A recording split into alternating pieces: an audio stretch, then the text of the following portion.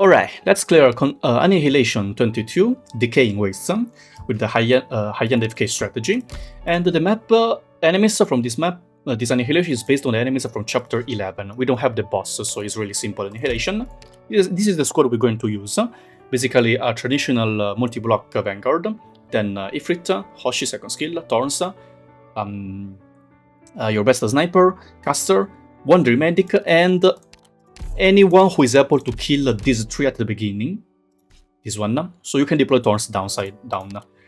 So you can use whoever you want. You can use a Nair, you can use a Surtur, you can use a Mliner, you can use a Silrush. You have a lot of choices, guys. I will just use a Surtur because it's more common, I guess. Then, if you have Typhon, just use the Typhon second skill as well, because Typhon second skill will make the stage a lot more easier. But even if you don't have, it's still fine. Because if you have, good. If you don't have, at the end, everyone will die. I mean, you will leak enemies, by the way. I will explain later. And then, yeah, this is the squad. I will show you later, if you use Typhon, where to deploy Typhon. The Wandering Medic, if you have, just use Aya Alter, because the only reason is because she's cuter. But Honeyberry is more than enough. Anyways, let's do this. I really want to use Aya Alter for cuteness, but people will complain, because she's limited, right? Anyways, immediately deploy Vanguard here, then Surtur here, press on bottom side to kill the first few enemies and the tree as well. Wandering Medic here, press on right side.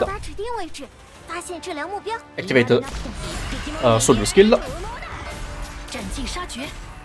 After this tree is destroyed, you deploy Thorns downside, press on top, like this, and just let Thorns charge the skill using the tree. You can retreat the Surtur, okay, Thorns skill. Now the trees, I don't know if you remember the mechanic, the trees if you kill them early, they are not really strong. Once all the enemies, so in this case all 400 enemies are killed, they will spawn into an enemy. But since it's Annihilation, you can lick them, because you already killed 400 enemies. And the rune you get is based on the number of kills, not the number of HP remain. So you can lick all of them if you want. Doesn't really matter. Anyways, now just kill the tree. Waiting Thorns to charge the skill for the second time. This is the main job. Okay. After Thorns kill this one. Okay. After this enemy is dead, just so you don't have AoE DOT damage anymore, you can deploy Ifrit here face on right side. Ifrit will be able to kill 99% of enemies spawning from bottom side. That's why we deploy Thorns face on top instead of face on right. So Thorns can help kill enemies spawning later from here, going to the portal and going downside here. So just keep get DP, deploy Exia here face on top side. The timing doesn't really matter, to be honest. You can just deploy Exia whenever you want. Because the eaters, you know, the enemies who can eat your predators, will spawn from topside. They will idle here for pretty long, so the sniper here can kill. They have a really low defense, so sniper is better. Okay, these enemies will spawn, but they are really squishy. If it will just kill really simple, as you can see. Now we wait for more DP. Enemies from topside will start to spawn at the beginning from 300 enemies, so but since it's AFK, we just deploy Exia earlier. Now Aya here, face on right side. You can use Golden Glow, you can use whoever you want here, face on right side, just a good DPS, AoE. Pseudo AoE, actually. And then we just need to deploy down Hoshi on top side of Aya. And we are good to go. The only purpose for Surtur is only at the beginning, guys. I told you, to kill the tree, so Thorns can be deployed. Now just deploy down Hoshi, and you can retreat even the Vanguard. We don't need any more. So this is the setup, guys. As you can see, we only used 1, 2, 3, 4, 5, 6 operators in the field, and they can kill literally everyone. You still have a 4 deployment limit, so you can bring whoever you want to make the stage a lot easier. And as I told you at the beginning of the video, if you have Typhon, just use Typhon. This is how to deploy Typhon if you have her.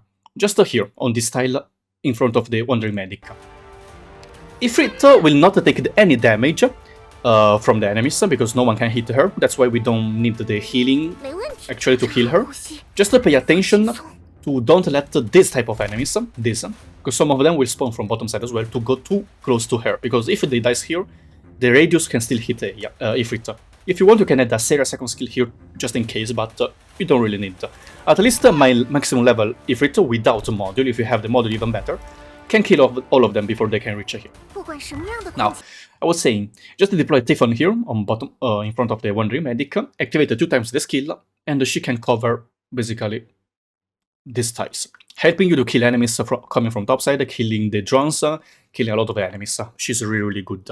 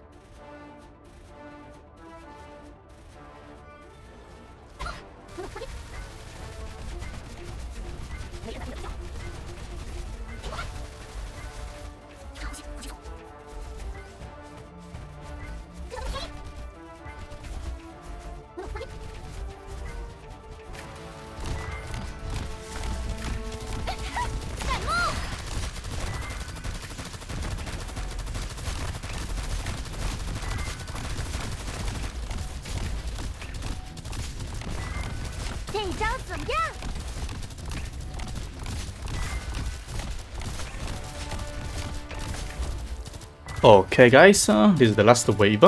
Also, I don't know if you noticed, there are 4 of them spawning, so if your Exia didn't time it well to kill the first one, which will idle here, so Exia cannot kill, he will go on downside, then come here, and then eat Hoshi. But if you have enough damage, your Thorns plus Aya will be able to, and if you have Typhon here, will be able to kill.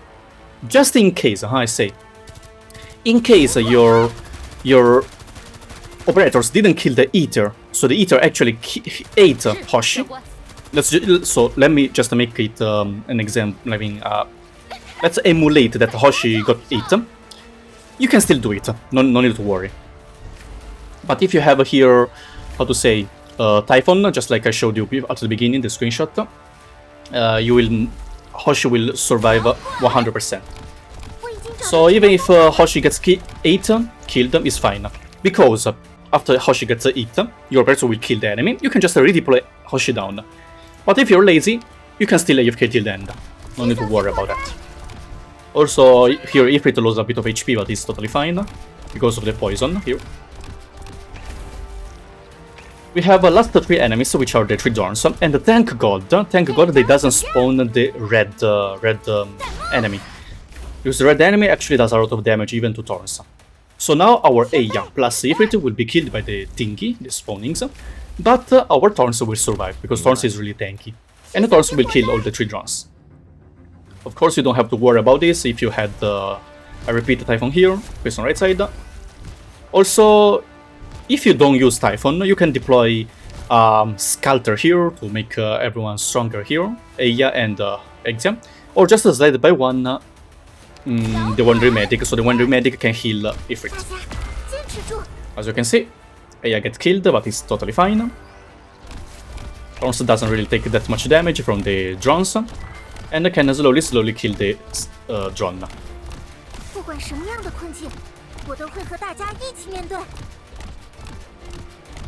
And after you kill this 400 enemy, the rest of the enemies will spawn. Now my Thorns will be killed by them, because yeah, these enemies spawning at the end are really strong. Even if your Hoshi would survive, Hoshi will still die because she cannot tank all of them. Your Thorns will just be killed, it's totally okay. Even if you have Typhon here, maybe you can kill a few of them, but you will still leak. It's fine, guys, it's fine. Important is to kill 400 enemies. Doesn't care if you have more HP or not. Okay. Here we go. Really simple.